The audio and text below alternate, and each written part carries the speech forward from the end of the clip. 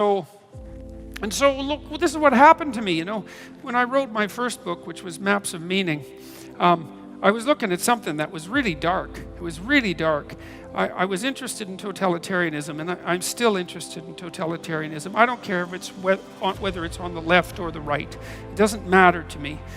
It's this totalizing view that's predicated on the assumption that you can take a set of a few simple axioms about the way the world is and always was, and then you can decide how society would be structured, and then you can force people into acting that way, and the utopia will come. I'm not fond of that sort of thinking. I don't think there's any evidence that it's viable, partly because the world's too complicated to manage that, and you just can't get your axioms right. And besides, things shift around on you, and even if you're right today, something's going to turn on you tomorrow, and you're going to have to update your model a bit. And if you don't, well, then all hell's going to break loose. So, but then, I was interested in totalitarianism, partly because for psychological reasons. I was interested in why people were so committed to belief systems that they were willing to put everything to the torch, essentially. So mostly I was concerned about the ideological struggle between the Western world and the communist world, particularly the Soviets, but not only the Soviets. And I was curious in a sort of postmodern way, because you might say, well, the Marxists, they have their viewpoint, and inequality of income distribution is a problem, and maybe things should be fairer, and maybe the fact that there are relatively poor people in the West and relatively rich people in the West is a consequence of oppression, and maybe something could be done about that.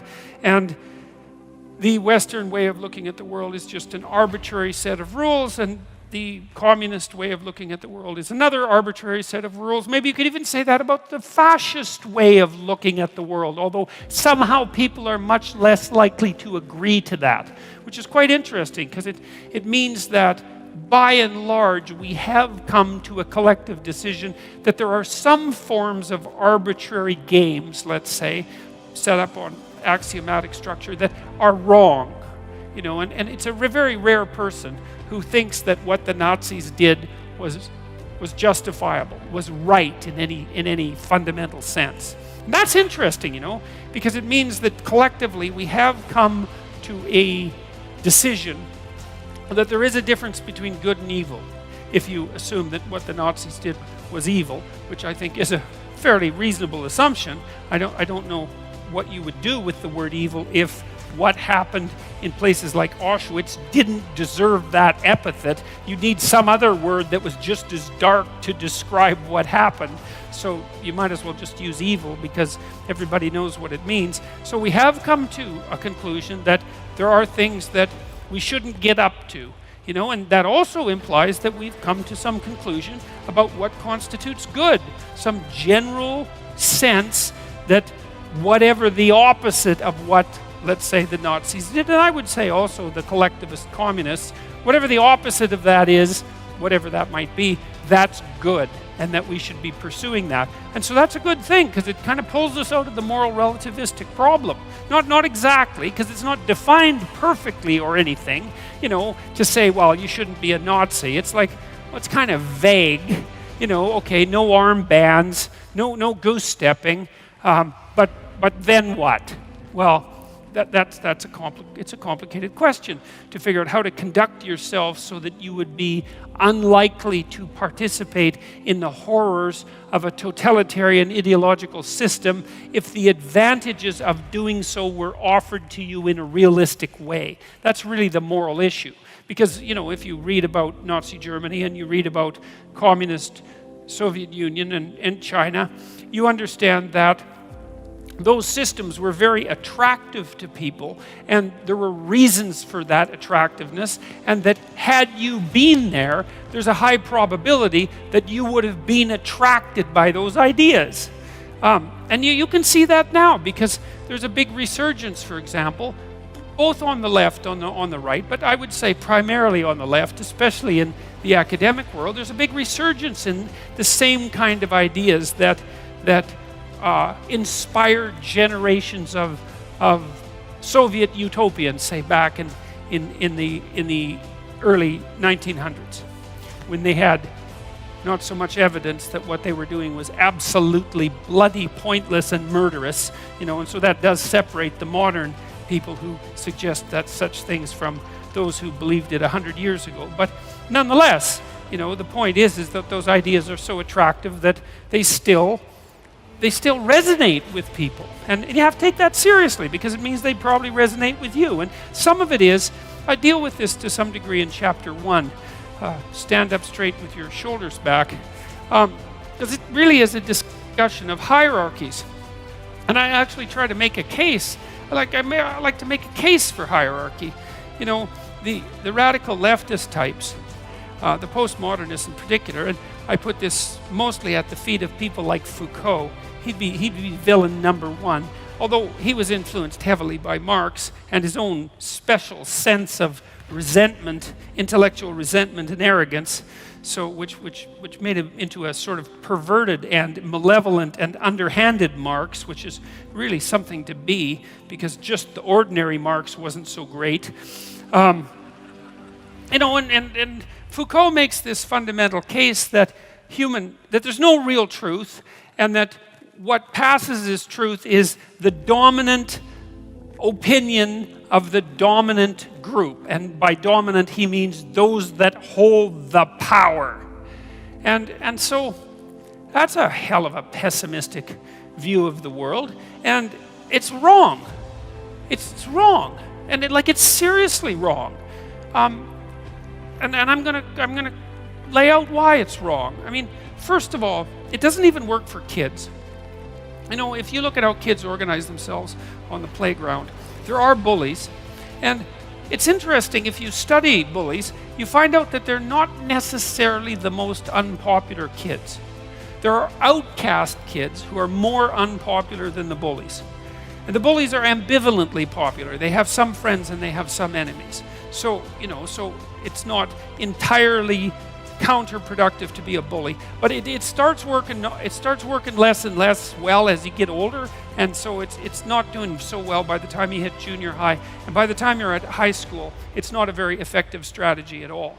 And a bully is someone who uses power. It's like, bloody well do what I want, or I'll hit you, or I'll do something else that you won't like that will be physical, or maybe it'll be psychological.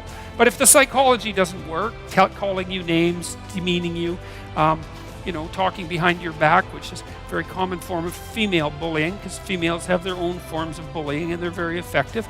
If that doesn't work, then I can just take you out of the schoolyard and pound you. And if I can't pound you myself, well, then I'll pound you with one of my friends, and that'll be just as effective. And you'll bloody well do what I want you to do. And that's power. And it's like, really? That's the basis of our society? That sort of power? That's how we organize ourselves? I mean, it's patently ridiculous. First of all, most children who are popular, let's say, universally popular, and who do well socially, aren't bullies. They're good at playing with others. And they learn that between the age of 2 and 4. And they learn very straightforward rules, like reciprocity. That's the big one. There's a couple. Reciprocity is one. Trust is another, to abide by your word. But those are the same thing. Reciprocity and trust are very similar. It's like, well, we'll take turns. You play my game now, and I'll play your game tomorrow. And you guys have had friends that were real friends, and you know perfectly well that if you have a good friend, you don't have to keep track exactly of what you do for each other. You don't write it down on a piece of paper and put a check mark beside it, unless you're a little bit on the paranoid side, and that's only the beginnings of your problems. And what you do is you kind of keep track of who does what for who, and you kind of keep the balance equal. And you do that because, well, that's what you do if you're awake and conscious and a decent person. And if you have a relationship, if you're in a marriage, it's the same thing. It's like, you don't obsessively keep track of who owes what, when, and why. That's a sign of a degenerating relationship. What you do is, well, you do what you can for your partner, and they do what they can for you, and you're both aware of that, and you assume goodwill, and with any luck, that iterates across time, and it's a sustainable game. It's not bloody power. And you know, there's nothing more miserable than being in a relationship where the rule is do what the hell I want or suffer the consequences. You know, and what kind of relationship are you going to get out of that? Even if the person is cowed enough to do what you want them to do when you're there and enforcing it, they're not going to put their whole heart into it. That's bloody well for sure. They're going to be, if they have any sense at all, and they do, and if they have any spirit at all, and they do, they're going to be undermining what you're forcing them to do all the time. There's an old Soviet joke. They pretend to pay us, and we pretend to work.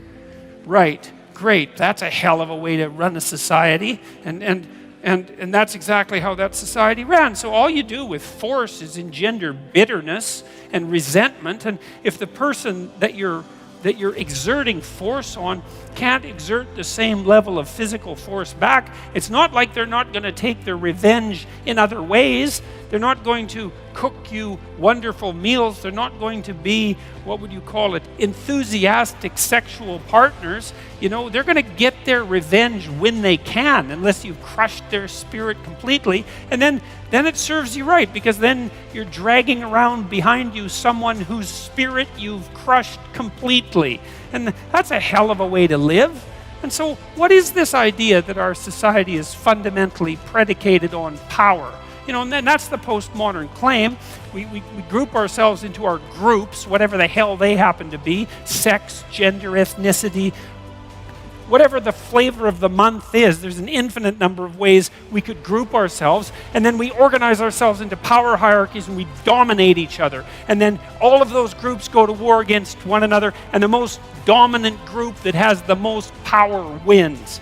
It's like, I don't know what the hell planet Foucault grew up on. You know, that might be the definition of like the worst African dictatorship of the last 100 years. But it's not a description of our society. And it's not a description of the way that people organize themselves into hierarchies.